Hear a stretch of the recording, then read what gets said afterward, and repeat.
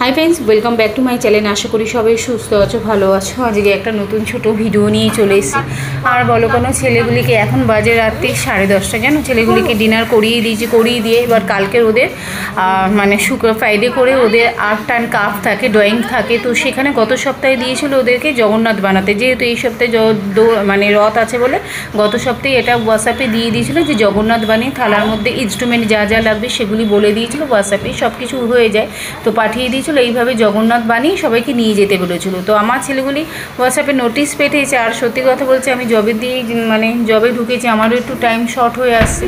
তো যাই হোক, এই করে যতবার বলেছি করে নে টাইম, তো 11 আওয়ারে গিয়ে সব কিছু মনে পড়ে। এবার কালকের ফ্রাইডে, কালকের ওদের এই আর্ট অ্যান্ড ক্রাফটটা দেখাতে হবে। অথচ আজকে বলছে মা এগুলি করার আছে। তো সেই মতন আমি ওর বাবাকে বলে গেছিলাম, হাজব্যান্ডকে দিয়ে সকাল, ওর বাবার নাইট চলছে, যেহেতু তুমি সব কিছু নিয়ে এসো।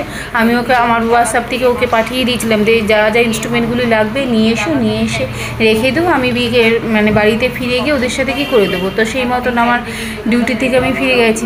বাড়িতে ফিরতে প্রায় 5:30 হয়ে গেলো। আজকে ভীষণ জ্যাম ছিল, মানে গাড়ি ঘুরিয়ে এদিক দিকে ওদিকে পাঠিয়েছে। সেসব আর আমি কিছু ভিডিও করে উঠতে পারিনি।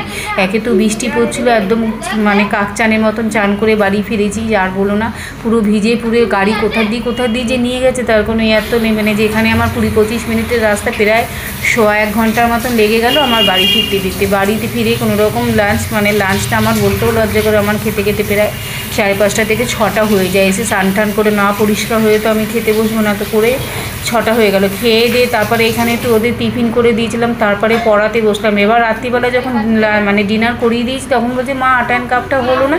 তো বাবা নিয়ে এসে রেখেছিলো, সেই মতন ওদের লাঞ্চ মানে রাতে ডিনার করিয়ে দিয়ে আমি আবার এগুলিকে নিয়ে বসলাম। বসে দেখো না, এই রাত্রির হয়ে গেছে, এখন এইসব নিয়ে বসতে হচ্ছে। কী করবো বলো তো, আর কিছু মানে বলারও নেই। ওদের হাতে করে দিয়েছো, ওদেরকেও বললাম তোরা দেখ, ওরাও একটু হাতে সহযোগিতা, কেন পুরোটাও ওদের হাতে ছাড়লে ওরা পুরোটা পারবে না করতে। গার্জিয়ান হিসাবে আমাকে একটু হেল্প করতেই লাগবে। তো এই করে আমি ওদের হাতে করে দিচ্ছি, তাই করছি। আর ভাবছি ওদের সময় তো আমাকে পেয়েছিল, কিন্তু আমার যখন এই লাইফটা গেছে, আমার সময় খুব একটা কাউকে পাওয়া যায়নি। কেন বাবা নিজের তো মা এত কিছু পেতও না। আমার সময় না, সত্যি কথা বলতে আমি কাউকেই পাইনি। আমার ছেলেদের কপাল ভালো, অ্যাটলিস্ট আমাকে পায়। ওর বাবাকে না পেলো, ওর বাবার এত সব দিয়ে নজরও নেই, ও নিজের কাজ নিয়ে ব্যস্ত।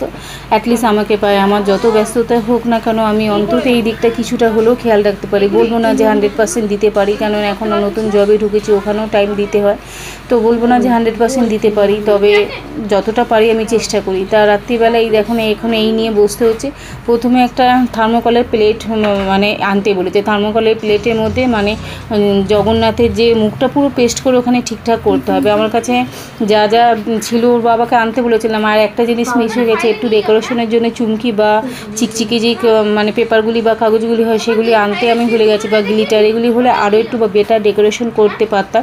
এবার কালো পেপার দিয়ে পুরো মানে এই থার্মোকলের এটার মধ্যে পেস্ট করতে হবে। পেস্ট করে এবার রেড কালার দিয়ে যেরকম মানে আইস করতে হয়, চোখ বা মুখ এটা করতে হবে, তারপরে নাক করতে হবে। করে এবার চারিদিকটা যে থার্মোকলের প্লেটটা রইলো ওই দিকটা যেরকমভাবে পারো ইয়েলো পেপার দিয়ে ডেকোরেশন করতে হবে। এইটা একটা বেসিক জিনিস। এটা করার পর তারপরে যেরকম পারো ডেকোরেশন করবো। ওই যে তোমাকে আগেই বললাম যে আমি এগুলো আনতে পারিনি। ওর বাবাকে মানে এতটা না, সত্যি কথা, চারিদিকে এত সামলাতে সব কিছু মাথার দিয়ে কখন না আউট হয়ে যায়।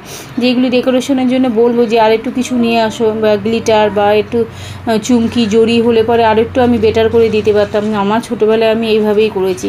বাবা যেটা বলছিলাম আর কি, বাবা নিজের দোকান নিয়ে ব্যস্ত থাকতো, মা এত কিছু জানে না। মা টোটালি বেশি ঘরোয়া যা হয় সেটাই, মা নিজের কাজ নিয়ে। এমনকি আমার সেলাই ফোড়াই বলো, আমি যখন স্কুল বলো কলেজে বলো পড়াশোনা করেছি, আমার আর্ট অ্যান্ড ক্রাফট বলো, আমার মানে জিওগ্রাফি ড্রয়িং বলো বা আঁকা বলো, যাই হোক, এই বন্ধুদের থেকে হেল্প নিয়ে কীরকমভাবে কী করতে হয় মাথার মধ্যে আইডিয়া নিয়ে বাড়িতে এসে নিজেই করতাম। আমি কোনো দিন কোনো ড্রয়িং স্কুলে ভর্তি হইনি, তাও তো আমার ছেলেরা ড্রয়িংয়ে যায়।